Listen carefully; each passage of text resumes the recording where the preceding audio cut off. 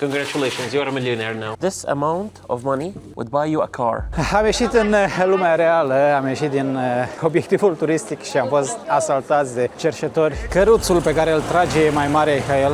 Nu mi se pare normal ca acești copii să lucreze. Oamenii pun pâinea să se usuce prin praf. He's inviting you to taste it. Ok. Haideți să vedem.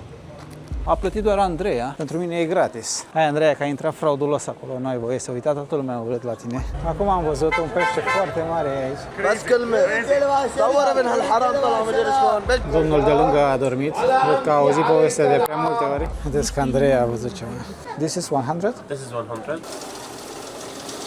Ești fericită? Da. Salutare, prieteni, și bine v-am regăsit, bine ați revenit în Siria. În vlogul de astăzi nu o să mai vedem cartiere bombardate, încercăm să vedem viața de zi cu zi, cum trăiesc oamenii cu adevărat în Damasc. Am schimbat 4 bancnote și am primit o plasă cu bani, dar despre asta o să discutăm puțin mai târziu. Până atunci am să vă rog să vă abonați la acest canal de YouTube dacă nu ați făcut-o până acum, pentru că este gratis, iar pe mine mă ajută foarte, foarte mult să creez conținut în continuare. Nu uitați de like și mai nou de hype, pentru că în acest fel vlogul ajunge la cât mai multă lume. Înainte să ieșim pe străzi pentru a colinda, vreau să vă arăt sacoșa noastră cu bani. Hello, good morning. Hey, Ahmad, good morning. our friend. You need to tell me about inflation here in your country because we have this. We change 200 euro, 200 de euro. And you became a millionaire. Yeah. Întrerup puțin vlogul pentru a vă spune ceva important. Puteți primi 80 de lei cadou de la Revolut, sponsorul de astăzi. Tot ce trebuie să faceți este să intrați pe linkul din descriere sau să scanați codul QR de pe ecran pentru a vă face cont gratuit. Folosesc Revolut de foarte mulți ani, l-ați văzut mereu în vlogurile mele. Am să vă zic exact cum fac de fiecare dată când aterizez într-o țară nouă, fie că e vorba de Thailanda, Liban, Egipt, Australia. Primul lucru este să deschid aplicația și să schimb banii în moneda locală. Îmi ia câteva secunde și am parte de un curs competitiv mult mai bun în opinia mea decât la casele de schimb. Încep să fac toate plățile direct cu Revolut, restaurante, magazine, hoteluri. Plătesc în moneda locală fără comisioane ascunse și fără să pierd la schimbul valutar. Dacă am nevoie de cash, ceea ce se întâmplă în foarte multe țări, scot direct de la bancomat în moneda locală fără surprize, iar pentru că schimb țările aproape săptămânal, siguranța pentru mine este extrem de importantă. Cu Revolut pot bloca și debloca cardul instant dacă îl pierd sau dacă mi se pare ceva ciudat la o tranzacție. Pe lângă asta pot activa doar funcția pe care o folosesc, de exemplu pot lăsa active doar plățile cu cardul. Geolocația e mereu activă, asta înseamnă că dacă cineva îmi fură sau îmi clonează cardul, nu-l poate folosi chiar dacă îmi știe PIN-ul. Asta pentru că el nu se află fizic lângă telefonul meu. Eu folosesc și cardul metal, foarte rezistent, făcut din oțel. Așadar, dacă vreți un curs valutar competitiv, să schimbați instant în moneda locală, să scoateți bani de la ATM fără surprize și siguranță totală la fiecare plată, intrați pe linkul meu din descriere sau scanați codul QR de pe ecran pentru a vă descărca aplicația în mod gratuit. Totodată primiți și 80 de lei cadou când vă faceți cont. Atenție, oferta este limitată, iar noi ne întoarcem la ale noastre. Before the revolution, the conflict between Assad and the people, the exchange rate was 50 Syrian pounds for every dollar. It started rising and rising until it hit now at the height was 15,000 for a dollar. Now it's around 11,000 for a dollar, which means that before the war, in 2011, this amount of money would buy you a car. This would buy you a car. Now all of this money could be a dinner invitation for like 5 people. Yeah, I saw that. Yeah. To compare, this is 600,000. It used to be $12,000. Now 12,000. this used to be $12,000 13 years ago. Now 12,000. You said yesterday like a Dacia Supernova? this would buy you a Dacia Supernova or a Solenza. Yeah. Now it can barely buy you, for the three of us, it would buy us dinner. A dinner. Yeah. Este incredibil să se ajungă în acest punct. But why? Why we have this situation? During the war, so many people with money left Yeah. the country. The people who had factories, who had shops, who stimulated the business in Syria, they left the country. And on top of that, many factories were destroyed. And the policies of the former regime made everyone afraid of investing in Syria. So all the foreign investors left, all the local people with money left. The only thing that remained is illegal economy. Assad regime had caused to the region a huge problem with drugs. They started manufacturing drugs and exporting them illegally, trafficking them to the countries around us, like Jordan, like Saudi Arabia, like even to Romania and to Italia. The drug was called Captagon, and it produced roughly $5 billion a year for the Assad war machine. And on top of that, Syria used to produce about 400,000 barrels of oil every day. But because of the war and ISIS destroying many of the oil fields, the production was reduced to 10,000 a day. From 400,000 barrels to 10,000. I understand. All of these reasons and many more caused this inflation. O să ieșim pe stradă și vreau să vedem ce putem cumpăra cu acești bani, așa vedeți și voi exact, vedeți fapte, nu doar vorbe. Suntem cazați la acest hotel minunat, Talisman se numește, care de fapt a fost un palat evreiesc vechi de peste 150 de ani, transformat într-un hotel butic, chiar în cartierul evreiesc. O să vă prezint pe scurt camera, după care ieșim pe străzi pentru că și eu sunt nerăbdător. Prieteni, așa arată camera noastră, camera de hotel din Damasc, din Siria. Abia am ajuns, este 6 dimineața, afară încă este întuneric. Am petrecut câteva ore bune în aeroport. Arată foarte, foarte bine. Am zis să trag câteva cadre acum, că în câteva momente ne aruncăm în pat. Ne este somn, nu am dormit toată noaptea. Aici avem baia, prosop, papuci. Arată foarte bine, mult mai bine decât ne așteptam. Acum și prețul, 90 de euro pe noapte. Vedem mâine cum arată afară, pentru că am văzut o piscină, avem mic dejun inclus. Da, să-mi spuneți cum vi se pare, ne vedem imediat. Tell me, how much we will take with us today? So we're going to several museums and attractions. Yeah. So this is 200,000. And this will be enough for the admissions for the two of you for the day. We're going to visit like three or four museums. Okay. So this is for admissions. For food, we have to carry this much, 600,000. Okay. So now you have 800,000, and maybe you find something you'd like to buy. So another 200,000. Yeah. And this. Oh, O să ne trebuiască un rucsac. We'll need a bag. We'll need a bag. Ok, let's go. Și am ieșit, am dat fix de Dacia. Fii atent ce noroc. Ironic. If you get run over in Syria by a Dacia. Really? Dacia Solența, dragi prieteni, că tot vorbeam de ea fix când am ieșit de pe ușa hotelului. Acesta este hotelul nostru. Cu ajutorul ghidului nostru plătim $90 pe noapte. Noi am discutat cu ei și ne-au cerut $120 pe noapte, prețul pentru turiști străini, au specificat, dar cu ajutorul lui am obținut un preț foarte bun pentru Damasc și pentru condiții decente, din câte se pare. Camera arată cum ați văzut, să-mi spuneți în comentarii ce credeți, cum vi se pare. În jurul hotelului arată așa, suntem în cartierul evreiesc. This is the Jewish quarter. This is part of the Jewish quarter, yes. And the houses here date back to the beginning of the 19th century, so roughly around 1800 and after. They are closed? Some of the shops here are closed, but the souk is still ahead. This is part of the reason why I like Damascus here, because the city is mixed. You have Christian areas and Muslim areas. So on a Friday, if you want to buy something, there's always a Christian shop that's open. Exactly. And on a Sunday, if you want to buy something, there's always a Muslim shop that's open. Aceste străduțe înguste pe care le-am mai văzut și în Maroc, în Marrakesh. În această zonă trăiau câteva mii de evrei, acum au mai rămas doar câțiva bătrâni în tot Damascul, dar după cum vedeți au rămas casele, curțile, aceste uși vechi, cum aveam și la hotelul nostru. Din păcate și multă mizerie, trebuie să recunosc. Așa că împreună cu prietenul nostru Ahmad o să luăm orașul la pas. Rămâneți până la final și nu uitați să ne susțineți. Foarte multe cabluri și de aici. During the years of the conflict here in Damascus, so many power stations, power plants were destroyed. Electricity became unreliable. So people what they started doing is that they would buy a big generator, put it somewhere and take a long line to their house. And you end up with this like a spider web of electricity lines. Everywhere. What do we have here?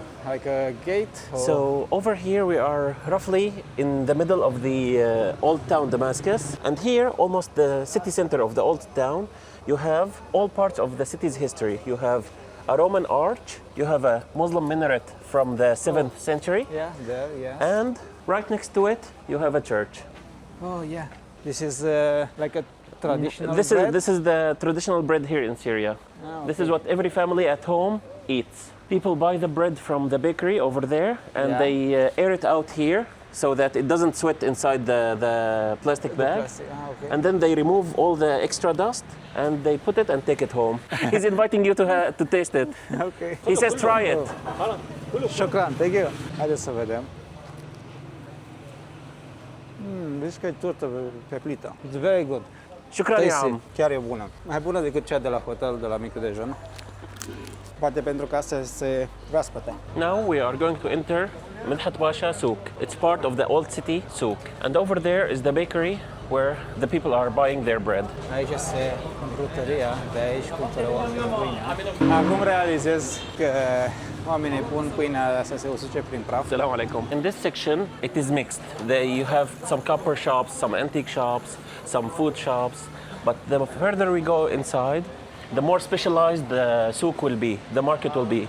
You'll have one section for gold, one section for cotton, one section for spices, for example. But here it's mostly mixed. And if you want to buy something expensive, you need to have a backpack full of money. Yeah, or dollars. Or, they'll take also dollars? Some places will do. Like if you're buying something that is 1 million or more, it's easier for them to handle dollars. But under a million, Syrian money. Ok, I understand. Că pe stradă vedem foarte mulți oameni care au acest tip de geantă, un mini safe. Acolo țin banii. Cred că cel mai bine ar fi ca în timp ce mergem pe aceste străduțe, în timp ce explorăm orașul, să vin și cu câteva fragmente din istoria lui pentru a înțelege mai bine unde suntem, așa că o să vă zic pe parcurs mici bucăți de istorie. Now here, this part of the souk is specialized with the woodwork, the wood tools for the kitchen, for the house, as you can see. Porțiune din piață specializată You see here, for example, lemnului. Yes. These are molds for cookies. So you bring the dough and put it inside and then tap it, and the cookie has this design. The shape, yeah. După cum bine știți, Damasc este capitala Siriei și este unul dintre cele mai vechi orașe locuite continuu din lume. Oamenii trăiesc aici de mii de ani, încă din mileniul al III-lea înainte de Hristos. Orașul s-a dezvoltat în jurul oazei formate de râul Barada, practic un oraș în mijlocul deșertului ținut în viață de apă. Domni care vând fructe și legume pe stradă, peste tot. Bine ați revenit în Orientul Mijlociu. De-a lungul timpului pe aici au trecut romanii, bizantinii, califatele arabe, mamelucii, otomanii, francezii și fiecare au lăsat câte ceva în urmă. Porțiunea de condimente seamănă cu ce am văzut în Dubai, în Turcia, avem șofran, doar că aici nu înțelegem prețurile deloc. Here it's very common for the shop owners to invite you to try some of the spices. Yeah. So if someone offers you a little bit of spice, try it. Yeah. This will be our first stop for today, the caravanserai of Asad Pasha Al Azum. I will tell you what a caravanserai is inside. Okay, better. But for now, I want you to capture the beauty of the entrance. This is a caravanserai. A caravanserai is a place for caravans. Since Damascus used to be a major trade hub on the Silk Road, caravanserais were sort of hotels in cities and on the road for trade caravans to rest and to do trade. Mergem la etaj pentru a vedea mai bine locul de sus. Aici avem dormitoarele pentru negustori. Vedeți ce frumusețe, frumos, mare, nu atât de curat, vă spun sincer, păcat de acești pereți. Cu mult înainte de arabi și islam, zona era lumea aramaicilor. Damasc a fost capitala regatului Aram Damasc, un stat de limbă aramică pomenit și în texte antice și în Biblie. Apoi au venit pe rând marile imperii ale vremii, asirienii, babilonienii, perșii, iar în anul 64 înainte de Hristos, romanii au cucerit Siria, iar Damasc a ajuns un oraș important al Imperiului Roman, apoi al Imperiului Bizantin. În secolele 3-4, orașul se creștinează, apar biserici, episcopi, iar după împărțirea Imperiului Roman în două, Damasc devine un adăpost militar al Bizanțului, chiar aici, la marginea deșertului. Ceva mai târziu, în secolul 7, în secolul al VII-lea, vin armatele arabe. Damasc este cucerit de musulmani și câțiva ani mai târziu aici se întâmplă ceva uriaș, aș putea spune. Orașul devine capitala califatului Omeyyad. Asta înseamnă că timp de 90 de ani Damasc devine capitala a ceva ce se întindea din Spania până în India. Aici cred că trebuie să plătim intrare. So how much? 25,000 each, so 50,000 for both of you. You want me to help you? Yeah. Trebuie să umblăm la rucsac. Here we have This is 100,000, so half of this. half of this. Okay. You want me to help you count? Yeah. If you want to do for me. Omul e expert. Iată, Andreea, pentru că eu vreau să vă spun și cât înseamnă 3 euro. Thank you so much, Shukran. The hotel you are staying in is a traditional Damascene house, traditional Arab house. The concept of that house and this house are the same, but the difference between them is that this one is significantly bigger because it's the house of the governor, and that's why we call it a palace. A palace, yeah. Now, if we look at the plan here, this part, what we see in front of us here, is the women's section or the haram lake. To this side over here, this is the men's section, and in that direction, this part is the servants section, where they cook and clean, the servants who cook and clean for the house used to live. So for example, if we come to the house 200 years ago, me and you will have to go there, Yeah. while she will be welcomed here. Lux și opulență față de ce avem afară.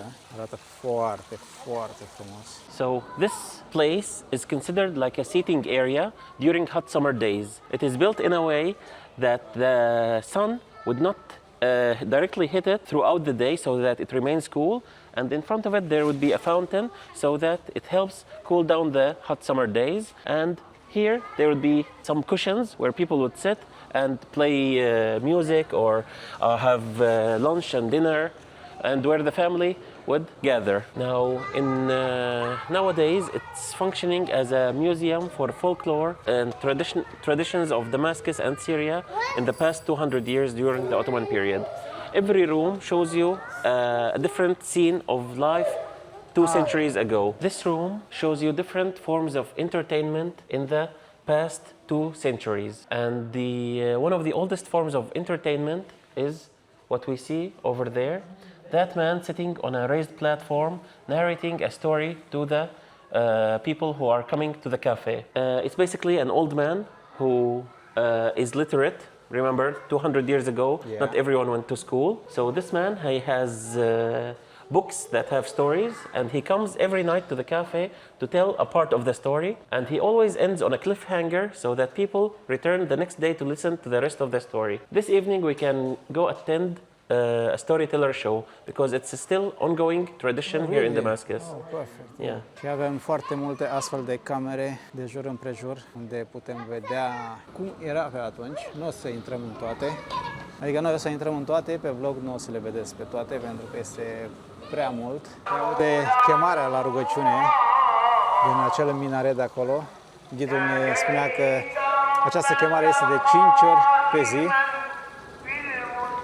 Așa că oamenii trebuie să se roage de 5 ori pe zi. Tot atunci, în acea perioadă, prin 630, se construiește și Marea Moschee Omeyyadă. De acolo venea chemarea la rugăciune mai devreme, ridicată pe locul unui vechi templu roman, care a fost și biserică creștină înainte. Acum mergem în partea unde în acele timpuri aveau acces doar bărbații. De atunci până acum s-au schimbat foarte multe, chiar și în Siria. Over here we have a room showing the textile in that period. Here we have leather works and clothes and copperware. This here is the famous Damascus silk.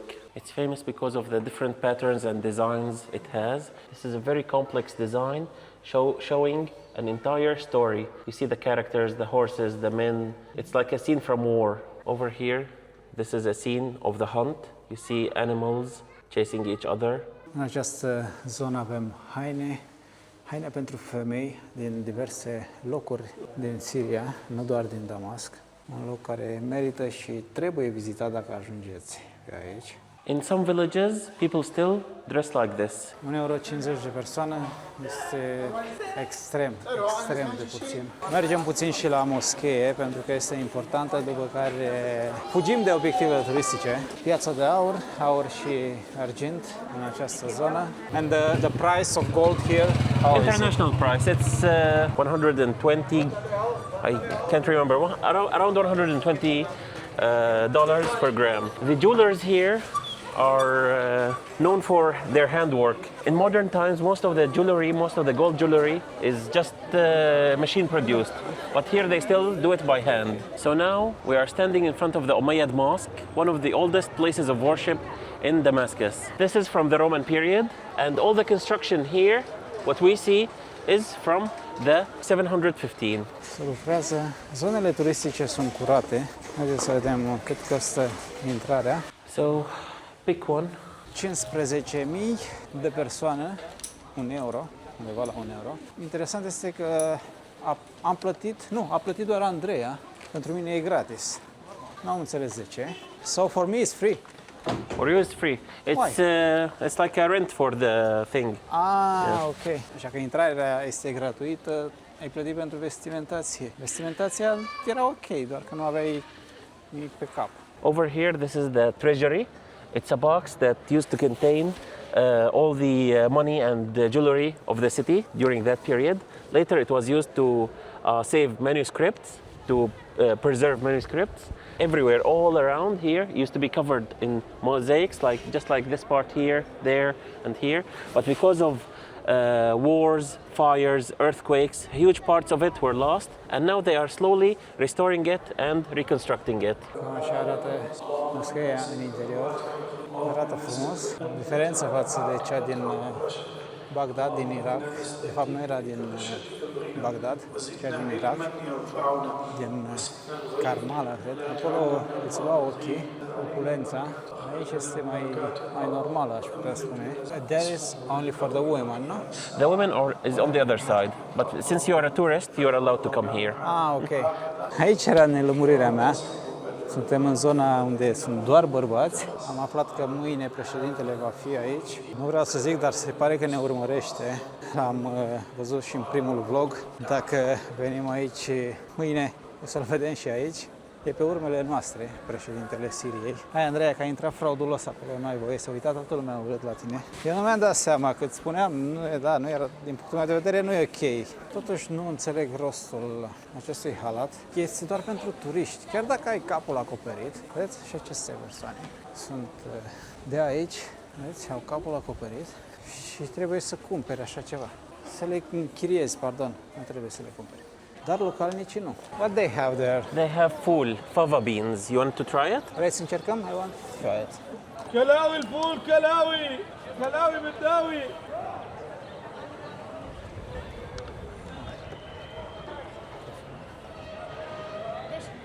This is salt and cumin, Yeah. and this is sumac to make it a little bit sour. Some of the water, the boiling water, and a slice of lemon. How much I need to give? It's 15,000. 15? 15, yes. Hai, Andreea.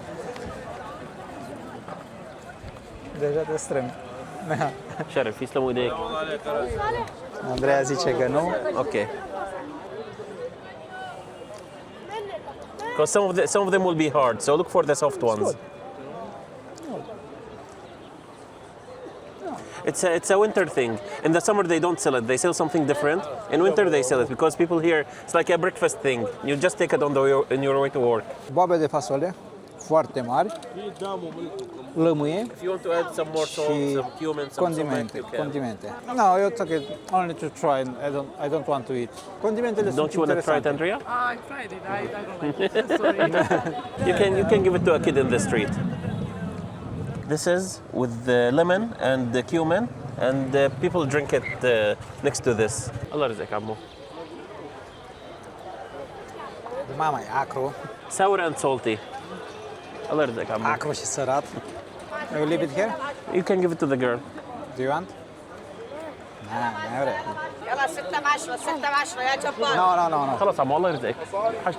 Trag de tine, insistenți. Am ieșit în lumea reală, am ieșit din obiectivul turistic și am fost asaltați de cerșetori, de copii care cerșesc. Când ne dai mâncarea, o parte dintre ei o acceptă, o mare parte nu. Aici avem un domn care vinde ceai. Here we have tea. No, not tea. Not tea? Tamarind. No? Tamarind? Tamarind. Have you tried it before? No.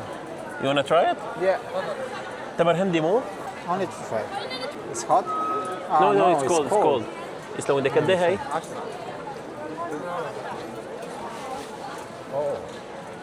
Asta e bun. This is good. I will pay. No. You can pay me later. It's 10,000. This is usually a summer drink. Vrei și tu unul? No? This is usually a summer drink, and it's very popular during the month of Ramadan. Very refreshing. In Ramadan, after the long hours of fasting, after people break their fast on sunset, after the meal, they usually have tamarind. They use it like jam, marmalade. There's also some sort of a chocolate, something that looks like a chocolate, but it's made from tamarind. Și eu care credeam că e ceai. Tea is more popular in Turkey. Here you only have tea at home and in cafes, but not in the street. 10.000 e 70 de cenți, 80 undeva pe acolo. This here is called Al-Hamidiyya Souk, and this is the main souk in Damascus, where people, especially women, come here before their wedding in order to buy clothes and dresses and jewelry and everything they need for the wedding.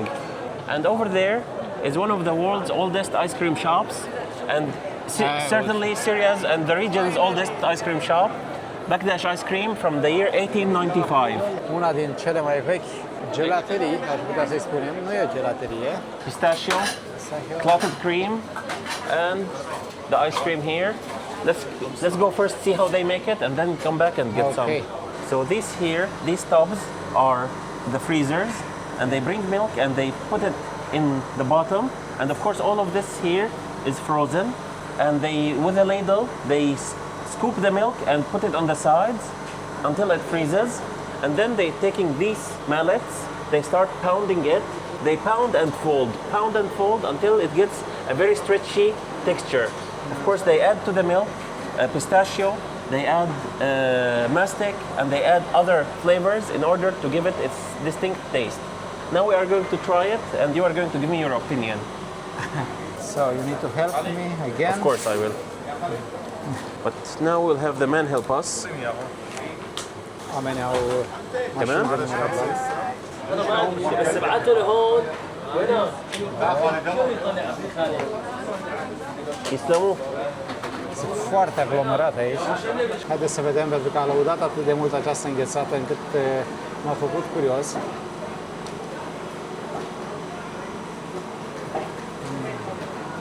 Very good. Yeah. Acum nu vă gândiți la gelato din Italia, nu are legătură, dar este foarte, foarte bună. Foarte, foarte bună. And this is coconut? No, this is clotted cream. When you put the milk and the fat rises to the surface, this is the fat on the surface of the milk. Da, un fel de smântână, It's dar nu called are gust. clotted cream. Și cu fistic, dar fistic adevărat. Undeva la 2,70 euro, 2,70 de persoană. This one, it's expensive for the normal people here, They can have it once a month, but not every day. once a month.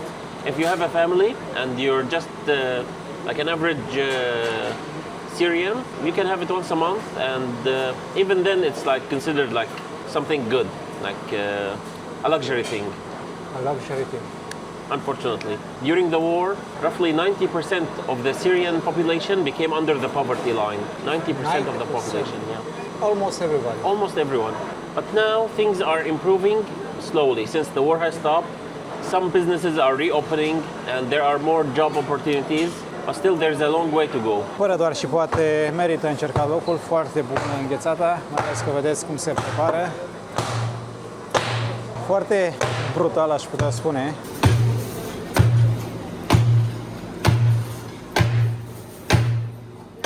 Iar acesta este rezultatul final. În Evul Mediu, Damasc ajunge sub controlul mai multor dinastii locale și la un moment dat este cucerit de Saladin și devine centrul lumii arabe care se opune cruciaților, apoi intră sub mameluci și în final, în 1516, sub Imperiul Otoman, unde rămâne 400 de ani. Apropo de otomani, am văzut aceste lucruri și în Turcia, oamenii acolo vindeau ceai, motiv pentru care am crezut că și aici au ceai. În perioada otomană, Damasc devine un punct cheie pentru pelerinajul la Mecca. De aici plecau caravane uriașe de pelerini cu mii de oameni, cămile, mărfuri. Orașul trăia din comerț, din ateliere de textile și sucuri, ca acesta în care ne aflăm acum, pentru că seamănă cu ce era acum câteva sute de ani. Nu s-au schimbat foarte multe lucruri. Oameni care vând șosete, rochii de seară pentru nunți. Ne spunea ghidul mai devreme că dacă vrei să-ți faci nuntă aici, vii să-ți cumperi de îmbrăcat. Iar după prăbușirea Imperiului Otoman la începutul secolului 20, Siria intră sub mandat francez. Francezii bombardează Damasc în 1925 ca să zdrobească o revoltă, dar tot ei fac și primele planuri moderne pentru oraș, bulevarde, clădiri noi, iar în 1946 Siria devine independentă, iar Damasc devine capitala noului stat. Urmează ani întregi cu lovituri de stat, instabilitate politică, iar în 1963 ajunge la putere partidul Baath. Se vând țigarete, ochelari, porumb, este foarte mult porumbul, șosete, ceasuri, fel de chinezării, copii care lucrează. În 1970 Hafez al-Assad preia controlul și începe perioada de dictatură care, cu ajutorul, între ghilimele, cu ajutorul fiului Bashar, va ține peste 50 de ani. Iar în tot acest timp, Damasc, acest oraș, este centrul puterii, pentru că aici sunt serviciile secrete, armata, aparatul de partid, dar și lumea afacerilor care se învârtea de fapt în jurul regimului. So over here we have the statue of Saladin al-Ayyubi, the guy who conquered Jerusalem, and to the right we have Aleppo, Damascus citadel. Când îi văd pe cei cu șosetele, îmi vine în cap doar 3 la 10 lei, 3 la 10 lei. Ce avem aici? Nescafe, cappuccino. Aici avem un domn care repară încălțămintea.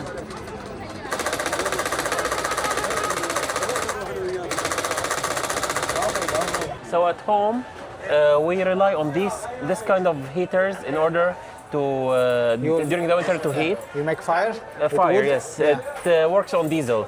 On diesel. Yeah, because electricity is not reliable, so people rely on diesel to heat their homes. Un alt lucru de care vreau să vorbesc, există o mare problemă aici cu restricțiile. Nu poți folosi cardurile, noi nu putem plăti nimic cu cardul, nu putem retrage de la bancomat. A trebuit să schimbăm, așa cum ați văzut mai devreme. Pierdem la schimbul valutar, pentru că în mod oficial pentru 200 de euro ar fi trebuit să primesc 3 milioane de lire și am primit 2 milioane 700 din nou Dacia. What can you tell us about this restrictions? I cannot use my credit card. Unfortunately, because of everything Assad regime has done, Syria was under many sanctions from the United States and the EU in general. So this means that the Syrian banking system has been existing in seclusion for the past 13 years. 13 years. It's 13 not from years. now. Okay. This means also that the Visa card, the MasterCard, all the international banks stopped all their dealings and relations with the Syrian banks. But now, with the fall of Assad regime, the new government is trying so hard to reintegrate Syria into the international banking system, and hopefully in the coming few years, people coming to Syria will be able to use their international credit cards here. Yeah, because it's difficult.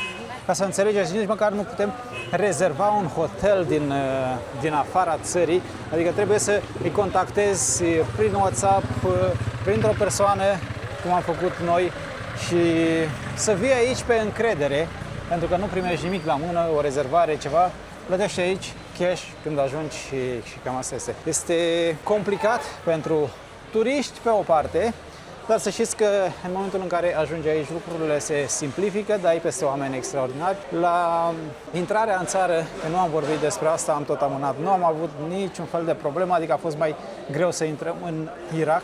Acolo a durat ceva mai mult procedura și acolo a fost simplu.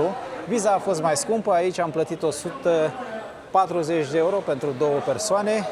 Am ajuns târziu, pe la 3 dimineața, am stat la o coadă de 2 persoane pentru că avionul nostru era gol, nu erau foarte multe persoane în el. O altă problemă, ne-a fost amânat zborul de 2 ori, trebuia să plecăm la 7 seara și am plecat, la 3 dimineața am plecat și am ajuns la 5, la 4 jumătate, că am făcut o oră, am ajuns la 4 jumătate în Damasc, după care totul a fost o formalitate, am plătit taxa de viză și cam atât. Nu ne-a întrebat nimic, ne-a întrebat de unde suntem, un domn care nu ne văzuse pașapoartele, era un domn care supraveghea ce se întâmpla acolo, se lucrează peste tot.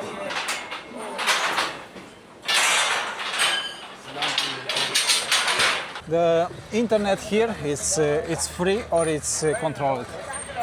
Now it's free. Before it was controlled. Now it's significantly freer. And before, Assad regime used to monitor people's activity online. So, for example, if you leave a comment against the regime or if you make a fake account to criticize the regime, they have tools and specialists that would track your IP address and detain you for that. Now, if you want to go on TikTok, for example, you cannot. It's blocked from the source. Netflix also is blocked from the source because of the sanctions. Ah, okay. Amazon, not from here. Not It's from here, from the source. Yeah, I understand. Yeah. So they are blocking us from using the service. Este foarte greu să folosești internetul în această țară. Nu poți lucra sub nicio formă. Am încercat să urc un vlog pe YouTube, un vlog de 8 giga și durează 14 zile, asta ca să înțelegeți, cu internetul de la hotel. SIM-ul pe care l-am în telefon a costat $35. Am 15 giga de internet care merge și nu prea. Nu poți să faci hotspot, așa că e o mare problemă. În această zonă era un punct de control al regimului vechi, iar acolo avem steagul vechi, vopsit, foarte multe măsline, sunt foarte bune, nuci de cocos, banane, condimente, fasolea pe care am mâncat-o mai devreme. Acum am văzut un pește foarte mare aici. It's called Skandar. It's the first time I see it. It's huge. It's huge, yeah. Uite și aici, prieteni, fel de lucruri. Fiecare vinde ce poate, ce are. So here we have cheese. Different kinds of cheese. And this is a kind of yogurt, dried yogurt. This is za'atar. It's thyme with the sesame. And this is halva, halawa. Oh, halva. Yeah. And this is sort of dried yogurt. We call it tesurke or shinglish. And this is also cheese. بس كلمة صورة من هالحرام طلعوا مدري شلون بجي He's telling you photograph this bastard. This is the master. نادي له Listen to his call. بس دير بالك على الكاميرا لا تولع 90 to 95% of the things you see here are locally produced.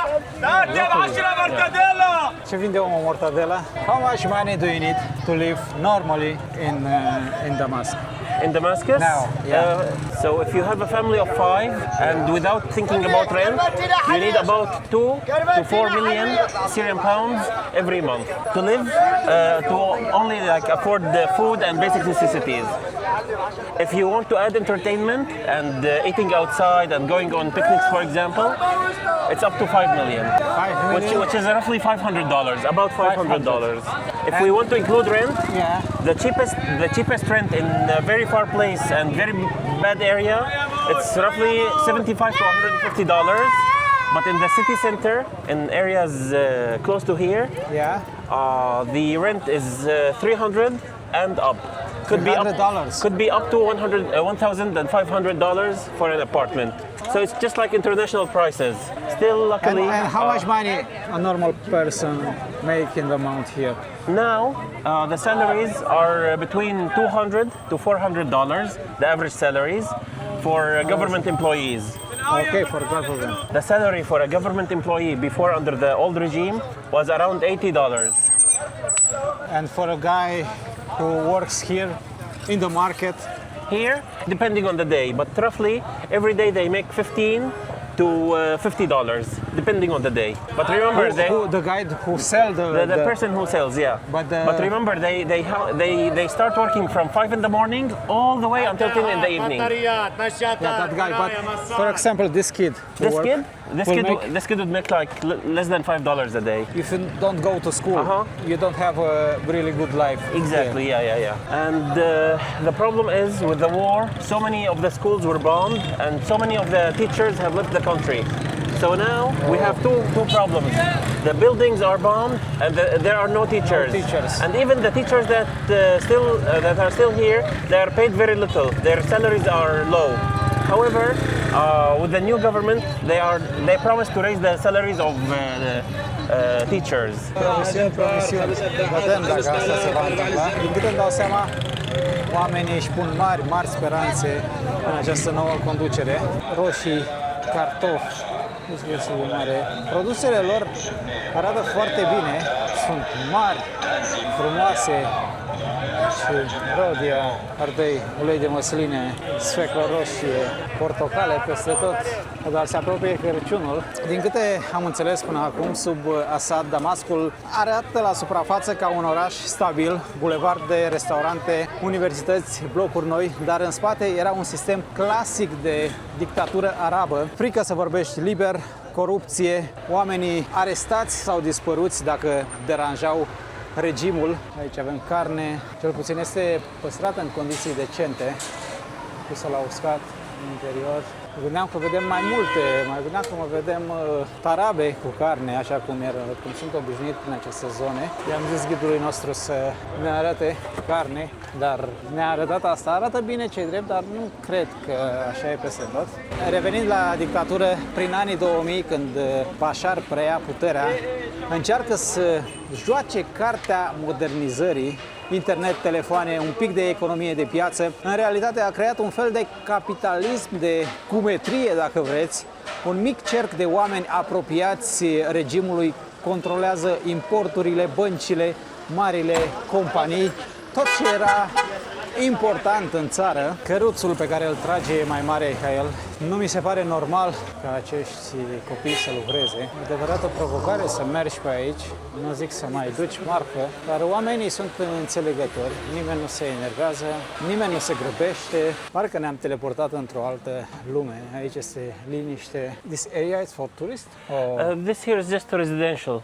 Residential. There are some hotels here, but a very small number. Mainly, it's houses for the locals and some small shops. Why did you stay here? Why?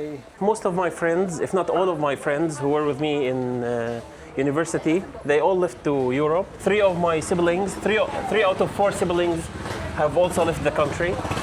But my parents were old in 2015-16 when everyone started leaving Syria.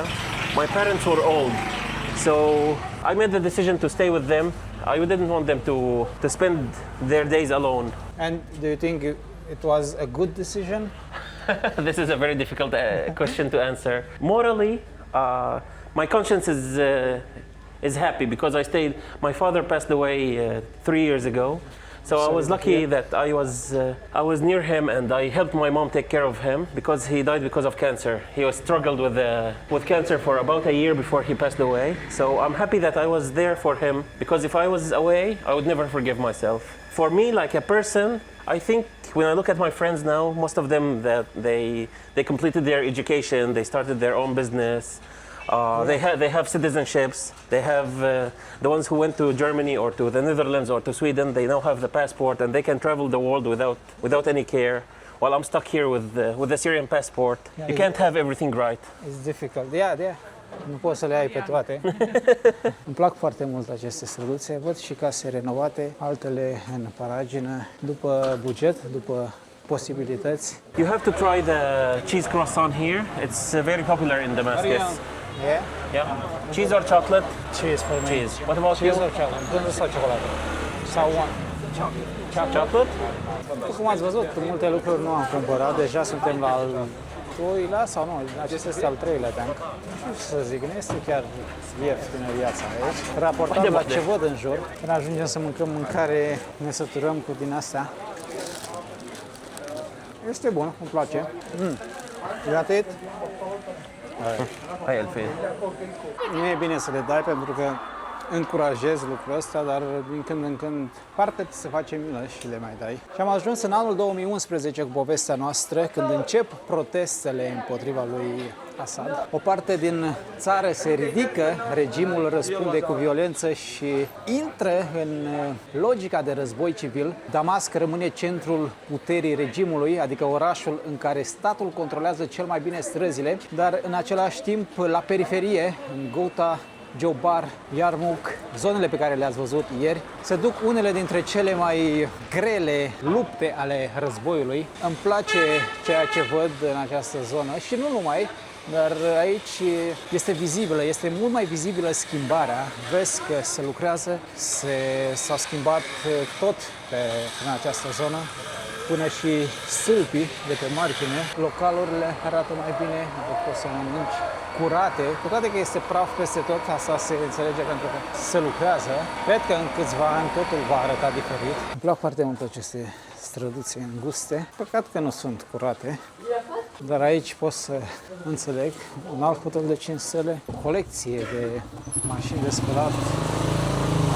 Am văzut și un aragaz. Între 2011 și 2023, economia Siriei s-a rupt pur și simplu. Produsul intern brut a scăzut cu peste 80%. Exporturile aproape că au dispărut. Moneda s-a prăbușit. Peste 13 milioane de sirieni au fost strămutați sau au fugit din țară. Practic, cea mai mare criză a refugiaților din ultimile decenii. Iar în decembrie 2024, regimul Assad cade, noul guvern de tranziție promite reforme, alegeri și reconstrucție, dar, după cum ați văzut și voi până acum, realitatea este ceva mai complicată. Economia e la pământ, sistemul public e plin de epurări, salariile cresc pe hârtie, dar prețurile cresc și mai repede, așa că majoritatea oamenilor simt criza, o simt în fiecare zi la piață, simt în momentul în care vin facturile. Ca să fie tabloul complet, după căderea regimului au ieșit la suprafață și afacerile murdare care au ținut în viață o parte din sistem, trafic de substanțe interzise, substanțe făcute industrial în Siria și vândute în tot Orientul Mijlociu. Regimul vechi făcea miliarde din asta, iar acum noua conducere vrea să închidă robinetul, cel puțin pe hârtie. În realitate, timpul ne va spune dacă este așa sau nu. Assalamu alaikum. كيف صحة? So here you see all stages of the production. Can you ask them how is business now? عم بيسأل كيف الشغل هلا حاليا. It's good. It's better than last year. عم بيسألنا هل السنة أحسن من السنة الماضية قبل سقوط النظام؟ It's much better. It's much better. كنا بياعين حشيش. Back then, Syria was like a narco state. Now, people are artists and Okay. they appreciate their craft. How was the life once the war started for him? كان Difficult. في نوع من اليأس. People were desperate. كانت ميتة فقلت لا إله إلا الله شلون اختلفت سبحان الله, إيه والله. He says the same market where he walked, he passed by today, it was full of life, people coming and going, everyone's doing something, everyone's working. 8 years ago, he passed by the same street and he remembers that it was completely empty. Only a few shops open with no one at all. So he thought to himself like, how 1 year can change everything in a country. He says, and people here, you'd be just minding your own business, working, and all of a sudden secret police comes and they start asking you question, asking you why you don't have the poster of the president, and they may arrest you without any cause. Really? Yeah. وأنا بالنسبة لي ما كنت أحط له صورة. And he says through the past 13 years he has never put a poster of the president because in the past the shop owners, regardless of their political opinion, in order to avoid questions and harassment, they would put a poster of the president in order to pretend like they like him. Yeah. He never did this, and he was always afraid of someone coming and asking him why you don't have a poster of Assad. O mică pauză pentru o gustare. Aici avem hummus, falafel, salată și Pickles. Pickles, yeah. Ridiche, castravete, ardei. Pentru prima dată falafel aici în Siria. تسلموا ايديك. And this is fava beans, but with tahini. Foarte bun. Ridiche murată. Văd foarte multe persoane în această zonă. Arată foarte frumos localul. Vechi de 500 de ani. 500 years or so. Da? More than 500 years. More, yeah. Islamu, معلش.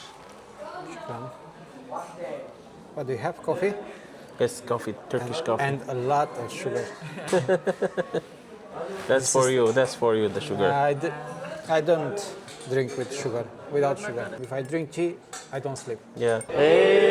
عمر الدولة حامي العشيرة الأمير عنتر ابن الأمير. Avem parte și de un spectacol. So he tells stories. He tells stories. One story takes about a year to finish because it's very long. It's usually in traditional, in formal Arabic and in from very old times. فلما حضروا بين يديه وقصوا قصتهما عليه أمر المشايخ الكبار أن يصلحوا بينهما. Domnul de lângă a dormit, cred că a auzit povestea de prea multe ori. Cam atât trebuie să plătim la cafenea. Domnul este extraordinar, nu înțelegem ce spune. Foarte frumos, foarte interesant, peste 600 de ani de istorie în spatele meu. Domnul este extraordinar, nu înțelegem, n-am înțeles nimic, dar cei din jurul meu păreau mulțumiți și erau acolo prinși în poveste. Vedeți că Andrei a văzut ceva. Ce ai văzut? Știu, inelele astea par din astea reglabile. Can you ask the prices for which one? Maybe the one with the stars. I want to see them Okay, closer. okay. Yeah. But nobody's here. Huh? Yeah, but oh, yeah. there is someone here. I didn't saw. But yeah, Simple. interesting. Okay, go outside. Păi da, da, Să stai că dau după banii. aia zice că... Now it's the men's job. Yeah, money. Hello, sir. This is 100. This is 100. 100 and 87. like this. Let me see. Yeah. Islamu Idek. Shukran. Thank you so much. Shukran. Thank you. Thank you. Ești fericită? Da. She's happy now. Nu este scump. Undeva la 170 până în $20. Un inel de argint. Ca o concluzie, Damascul e un oraș în care dacă ridici privirea vezi istorie, iar dacă te uiți la oameni vezi criză, ai de toate, case vechi de sute de ani, curți evreiești transformate în hoteluri, biserici creștine, moschei, bazaruri, dar și tineri care vor să plece, oameni care trăiesc din banii trimiși din străinătate, de familii, de prieteni, dar și persoane care nu știu cu ce o să plătească următoarea factură, dar văd în jurul meu multă speranță. Pentru noi turiștii sau vloggerii este un oraș plin de istorie, de povești, dar pentru oamenii de aici este acasă, una casă care a trecut prin imperii, prin război civil, dictaturi, iar astăzi încearcă să se reinventeze din nou. Cred că este momentul să încheiem vlogul de astăzi, pentru că s-a făcut târziu, o să mergem la hotel. I want to thank you for everything. It was a nice day.